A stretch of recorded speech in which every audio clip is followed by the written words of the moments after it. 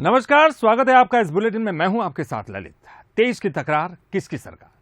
जी हां, हम बात करें मध्य प्रदेश छत्तीसगढ़ के विधानसभा चुनाव 2023 की। तो इस बेहद खास चुनावी कार्यक्रम में आपको मध्य प्रदेश और छत्तीसगढ़ सियासत का हर वो पहलू नजर आएगा जो आपको जानना बेहद जरूरी है, क्योंकि आप ही तो कहते हैं चुनाव का मतलब है बंसल न्यूज। तो आइए शुरू करते हैं। तेज की तकरार किसकी सरकार।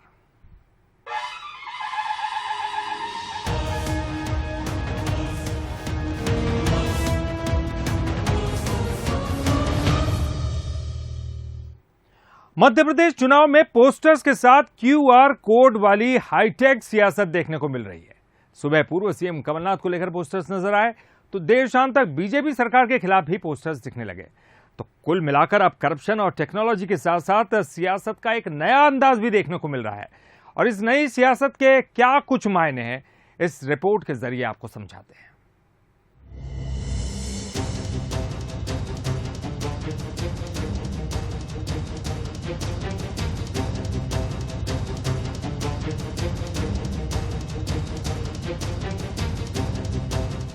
कमलनाथ का पोस्टर और उस पर क्यूआर कोड, ये सियासत का हाईटेक मॉडल है जो आज सुबह अचानक सियासत की गलियों में प्रकट हुआ। पोस्टर को जरा गौर से देखिए।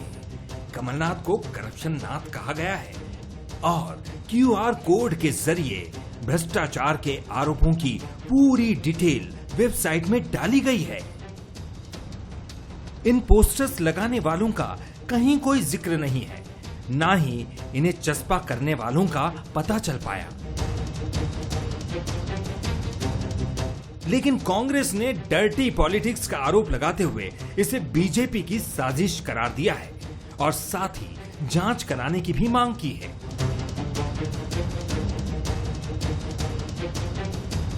हालांकि बीजेपी ने इन आरोपों को खारिज कर दिया।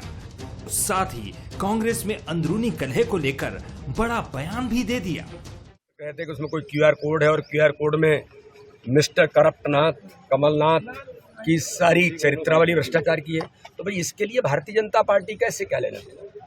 कमलनाथ जी या कांग्रेस सोचे कि उन्हीं के आपस का अंतर्द्वंद है जो लगातार दिखाई दे रहा है। वो एक था ना, फटा पोस्टर निकला जीरो, कमोबेश वही है जो सामने आता जा रहा है। इसलिए विचार करें कांग्रेस के मित्र थाने जाने के पहले, कोई आस्तीन का ही सांप तो नहीं है। हाल ही में हुए कर्नाटक चुनाव में भी ऐसे ही पोस्टर्स नजर आए थे। कांग्रेस ने बीजेपी सरकार के खिलाफ पे सीएम कैंपेन चलाया था। तकनीक का इस्तेमाल करते हुए कांग्रेस सोशल यूजर्स तक मैसेज पहुंचाने में सफल भी हुई थी। मध्य प्रदेश को लेकर भी कांग्रेस शायद इसी प्लानिंग के साथ नजर आने वाली थी, लेकिन उसके पहले ही ऐसे पोस्टर्स जारी होना कांग्रेस के लिए बेमौसम बारिश की तरह सामने आया।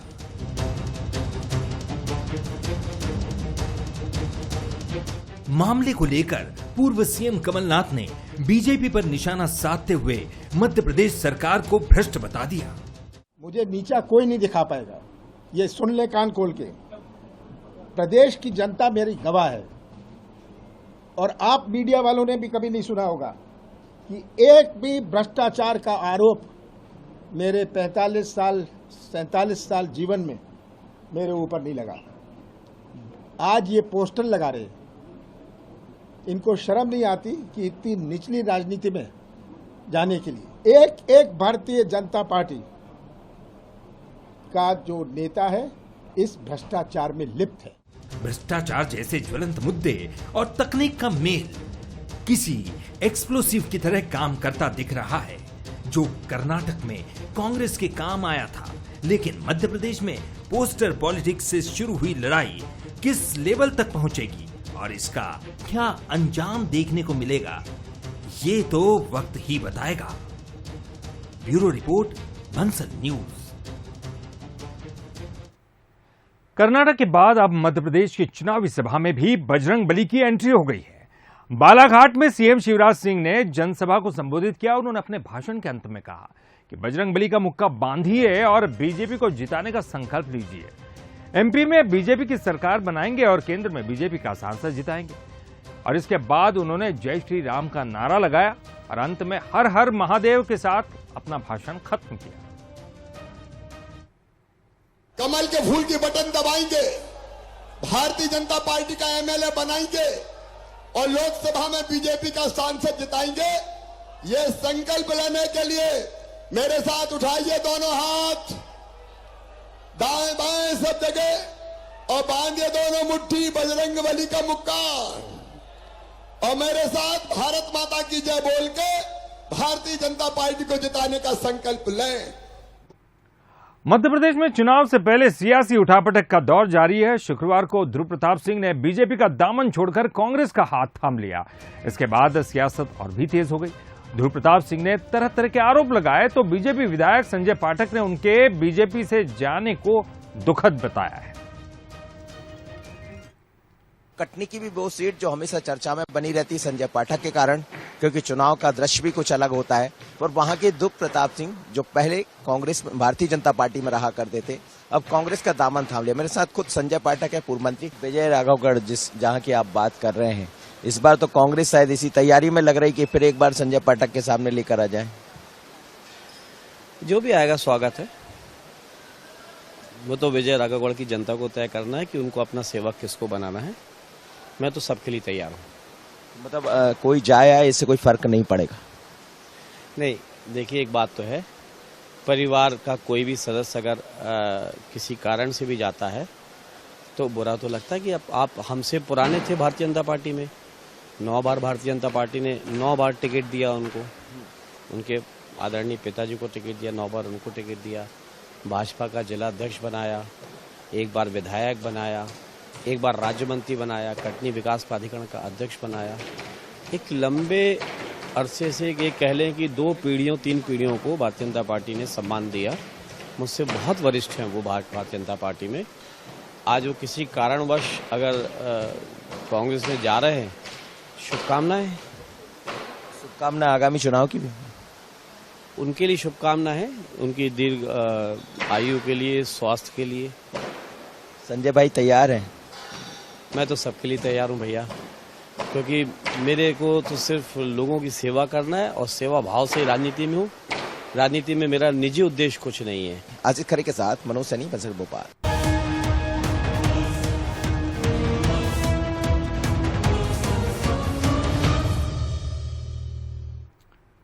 और ब्रेक के बाद आपका एक बार फिर से स्वागत है। आप देख रहे हैं तेज की तकरार किसकी सरकार। और छत्तीसगढ़ की खबरों पर हम रुक करें उसके पहले ये खबर आपको जानना बेहद जरूरी है। राहुल गांधी के 5 राज्यों में चुनाव जीतने के दावे पर मध्य प्रदेश में सियासत गर्मा गई है। मध्य प्रदेश कांग्रेस के अध्यक्ष कमलनाथ ने राहुल गांधी के दावे का समर्थन किया है, तो वहीं बीजेपी के प्रदेश अध्यक्ष वीडी शर्मा ने तंज कसा है। राहुल जी मध्य प्रदेश की जनता की भावनाओं से परिचित है, वो जनता की भावनाओं से परिचित है और उस आधार पर उन्होंने ये कहा है। ये तो राहुल गांधी जी कहाँ दिखाई दे रहे हैं? गुजरात के अंदर जमानतें जब्त हो गई, उत्तर प्रदेश के अंदर जब्त हो गई, कहाँ के सपने देख रहे हैं? अब वो सपने देख रहे हैं तो अच्छी बात है। हम तो अपने संगठन की ताकत, गरीब कल्याण की योजनाएं, प्रधानमंत्री मोदी के प्रति जनता का विश्वास, ये हमारी ताकत है। कोई इनके भाषण देने से दुनिया नहीं चलती। राहुल गांधी ने 5 राज्यों में जीत को लेकर ऐलान क्या कर दिया? छत्तीसगढ़ में सियासी पारा चढ़ गया। कांग्रेस का छत्तीसगढ़ में जीत का दावा है तो बीजेपी ने पूरे आत्मविश्वास के साथ जीत की बात कही है। इनके किसके दावों में कितना दम है, इस रिपोर्ट से आपको समझाते हैं। 2024 को लेकर तमाम विपक्षी पार्टियां एक मंच पर नजर आ रही हैं। पटना में कांग्रेस के साथ पूरा विपक्ष एकजुट नजर आया। बीजेपी और मोदी सरकार के खिलाफ रणनीति तैयार हुई। तो उससे पहले राहुल गांधी के एक बयान ने छत्तीसगढ़ के सियासी गलियारों में हलचल तेज कर दी है। राहुल गांधी ने दावा किया कि छत्तीसगढ़ समेत 5 राज्यों में कांग्रेस की जीत होगी। उन्होंने दावा किया कि 5 राज्यों में बीजेपी आपको दिखाई नहीं देगी। वहीं सीएम भूपेश बघेल ने इस दावे को लेकर कहा कि राहुल जी पहले से स्थिति भांप लेते हैं। उन्होंने जो कहा है वो सच साबित होगा। और मैं आपको स्टेट से कह रहा हूं, इस स्टेट से कह रहा हूं, तेलंगाना में, मध्य प्रदेश में, छत्तीसगढ़ में, राजस्थान में आपको बीजेपी नहीं दिखाई देगी। कांग्रेस पार्टी जीत के दिखाएगी। क्यों? क्योंकि हम गरीबों के साथ खड़े हैं। राहुल जी वो पहले से स्थिति भांप जाते हैं। इस तारीख नोट कर लें, राहुल जी जो आज बात कर रहे हैं वो सही साबित होगा और 2023 में ये सभी राज्यों में कांग्रेस जीतेगी। राजस्थान, छत्तीसगढ़ में वापसी होगी। मध्य प्रदेश, तेलंगाना, अन्य राज्य जहां चुनाव हो कांग्रेस जीतेगी और 2024 विपक्ष एक साथ होकर जो लड़ रहे हैं, निश्चित रूप से मोदी को कुर्सी खाली करनी पड़ेगी। कांग्रेस का दावा करने की देर थी और अब बीजेपी की ओर से तुरंत पलटवार भी सामने आया। केंद्रीय मंत्री रेणुका सिंह ने कहा कि कांग्रेस कर्नाटक की जीत से अति उत्साहित है, लेकिन जनता जानती है कि कांग्रेस झूठे वादे करती है। उनके सारे दावे फेल होते नजर आएंगे। यदि उनके दावे में दम होता तो आज कांग्रेस की ऐसी स्थिति नहीं होती। अभी जो आने वाला चुनाव है 2023 में छत्तीसगढ़, मध्य प्रदेश, राजस्थान तीनों स्थानों पर आप देखेंगे कि भारतीय जनता पार्टी की सरकार बनेगी। दक्षिण में भारतीय जनता पार्टी का जनाधार बढ़ा है। कर्नाटक के चुनाव को आप छोड़ दें, एक आध राज्यों में कुछ ऐसी परिस्थिति आ जाती है जिसके वजह से हमारी सरकार चली जाती है, लेकिन इसका ये मतलब नहीं कि भारतीय जनता पार्टी का जनाधार वहां पर घटा है। जहां भी कांग्रेस ने सरकार बनाई है वहां पर झूठ बोल के इन लोगों ने सरकार बनाई है। जाहिर है कि चुनाव से पहले दावों और वादों का दौर तेज होने वाला है। बीजेपी और कांग्रेस एक दूसरे पर दबाव बनाती दिखेगी और इसी आत्मविश्वास के साथ जनता को मैसेज देने की कोशिश होगी कि चुनाव में जीत हमारी ही होगी। लेकिन जनता किसे वोट और किसे चोट देती है, ये तो आने वाला वक्त ही बताएगा। Bureau report, Bansal news. Chhattisgarh में इस साल के आखिर में चुनाव होने हैं। टिकटों के बंटवारे में अभी काफी वक्त है, लेकिन पार्टियों में इसको लेकर कैसी माथापच्ची हो सकती है, इसकी एक झलक अभी से ही देखने को मिल गई, जब प्रदेश कांग्रेस में पदाधिकारियों के प्रभारों के मामूली से फेरबदल में ही पार्टी के अंतर कलह खुलकर सामने आ गई। छत्तीसगढ़ प्रदेश कांग्रेस कमेटी का ये लेटर अपने आप में ये बताने के लिए काफी है कि प्रदेश कांग्रेस में अंदर खाने सब कुछ सामान्य तो नहीं चल रहा है। हालत यह है कि पदाधिकारियों के पदों में मामूली बदलाव के कुछ वक्त बाद ही प्रदेश अध्यक्ष को अपने आदेश को निरस्त करना पड़ा।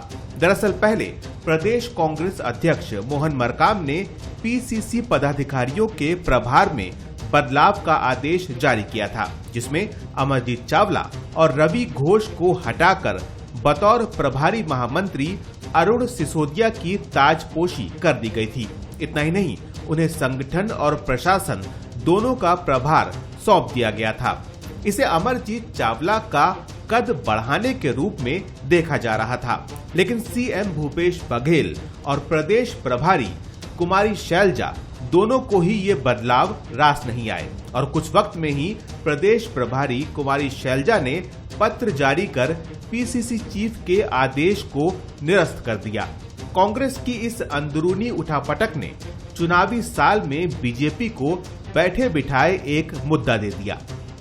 मोहन मरकाम ने, जो हमारे आदिवासी समाज के हैं, उन्होंने एक नियुक्ति आदेश निकाला था, तो उस पर जो कांग्रेस के इस छत्तीसगढ़ के प्रभारी हैं कुमारी शैलजा ने तत्काल उसको निरस्त कर दिया, क्योंकि एक आदिवासी समाज ने इस नियुक्ति को निकाला था और हमारे जो कहते हैं कांग्रेस पार्टी के जो लोग हैं वो फटाके पे तिलिया भी नहीं लगा पाए थे।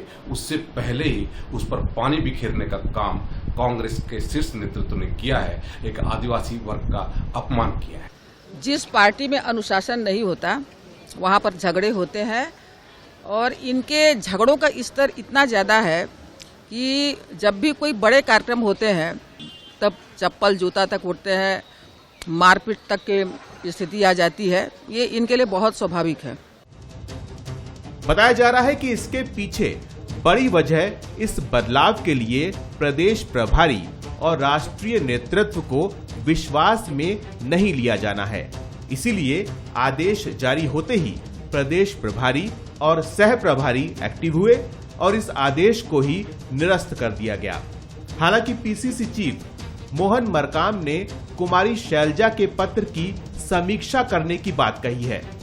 छत्तीसगढ़ प्रदेश कांग्रेस कमेटी के पदाधिकारियों को समय समय पर उनके कार्य विभाजन होते रहते हैं और उनके काम के अनुसार हम लोग कार्य विभाजन करते हैं। अभी आगे चुनाव है, इसकी कहाँ उपयोगिता है उसके आधार पर पीसीसी ने लिस्ट जारी किया है और इसकी हम लोग लगातार समीक्षा करते हैं। ये आगामी आदेश तक होता है। अगर हम किसी को हटाना होता है, किसी को बदलना होता है तो आगामी आदेश तक हम लोग उसको चेंज भी कर सकते हैं। तो ये अभी जारी हुआ है, अभी जारी लिस्ट के आधार पर आगे काम करते रहे। बीजेपी के कहने से क्या है, बीजेपी तो उनके पास कुछ है नहीं कहने को। हमारा काम चल रहा है, हमारा बढ़िया काम चल रहा है, सरकार का भी पार्टी का भी। हमारा कार्यकर्ता उत्साहित है, हमारी सरकार कार्य कर रही है, फैसले हुए हैं। तो जनता के और हमारे बीच की बात है। बीजेपी की जहां तक बात है, 15 साल का इनको मौका मिला और यहाँ की जनता ने, छत्तीसगढ़ की जनता ने उन्हें पूरी तरह से नाकार दिया। अब वो ढूंढते फिर रहे हैं अपनी खोई हुई जमीन को। छत्तीसगढ़ कांग्रेस में ऐसा पहली बार हुआ है जब प्रदेश अध्यक्ष के आदेश को किसी प्रभारी ने इतनी जल्दी बदल दिया हो। हालांकि इससे संकेत यही मिलता है कि सीएम भूपेश बघेल एक बार फिर अपनी बात मनवाने में सफल रहे हैं। दूसरी तरफ पीसीसी चीफ मोहन मरकाम फिलहाल तो इस फैसले के बाद अकेले पड़ते नजर आ रहे हैं, लेकिन उन्होंने पत्र की समीक्षा करने की बात करके ये साफ कर दिया है कि नियुक्तियों को लेकर चल रहे विवाद में अभी और भी दांवपेच बाकी है। कुलेश्वर पांडे, बंसल न्यूज, रायपुर। चलिए अब जाते जाते आपको लिए चलते हैं फ्लैशबैक में। जी हां, बात 2018 चुनाव की करेंगे। विंध्य के कद्दावर नेता और पूर्व नेता प्रतिपक्ष अजय सिंह से बंसल न्यूज हेड शरद द्विवेदी ने खास बातचीत की, जिनमें बूथ मैनेजमेंट समेत कई मुद्दों पर चर्चा हुई थी। चलिए आपको सुनवाते हैं। किंतु परंतु वाली स्थिति पर नहीं है जी। एक बड़ा बदलाव आया है।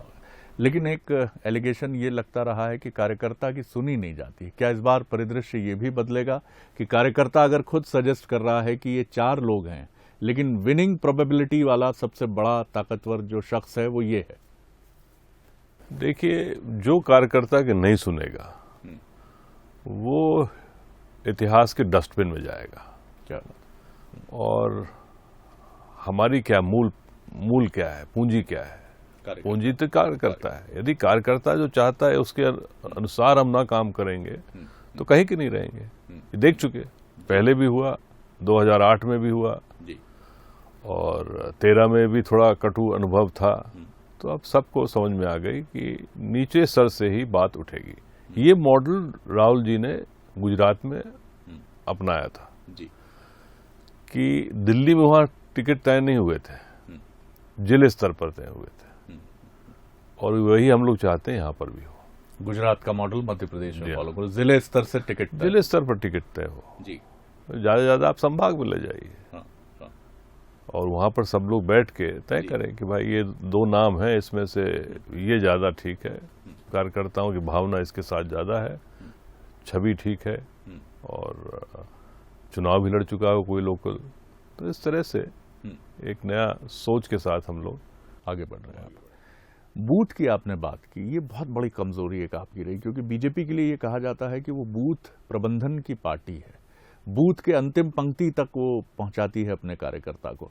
आप किस तरह आगे बढ़ रहे हैं, क्योंकि ये आपके लिए शायद चुनावी वॉर की एक ऐसी शैली है जिसमें आप बीते 2 चुनावों में बहुत पीछे खिसक गए थे। तो आपको पूरा विश्वास है कि जिस तरह आप बूथ प्रबंधन की एक प्रणाली को पार्टी में लेकर आए हैं और जिस पर दीपक बावरिया साहब का बहुत जोर है, तो आप कामयाब हो पाएंगे मजबूत बीजेपी के साथ, जिसके साथ आरएसएस की शक्ति भी है?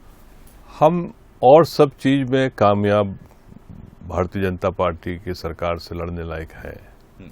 एक चीज में हम थोड़ा कमजोर हैं, मुझे कोई कहने में दिक्कत नहीं है। 15 साल में भारतीय जनता पार्टी के नेताओं ने जो मध्य प्रदेश को लूटा है और उस पैसे का जो दुरुपयोग करते हैं वो हमने चित्रकूट में भी देखा। ये पूरा चुनाव नहीं लड़ते हैं, ये आखिरी 3 दिन खरीद फरोख्त भी करते हैं। इससे भी हमें सावधान रह के अपनी रणनीति तैयार कर रहे हैं। और जो हमारा अनुभव चित्रकूट में रहा कि पैसा लेने के बाद भी लोगों ने वोट नहीं दिया, ये भी एक अब चुनौती भारतीय जनता पार्टी को। बूथ लेवल में कांग्रेस रही है पहले से, और इतने सालों का कांग्रेस का वो रहा है योगदान देश के में, प्रदेश में, कि स्वाभाविक तौर पर गांव में लोग हैं, लेकिन उनको संगठित नहीं कर पाए थे जी।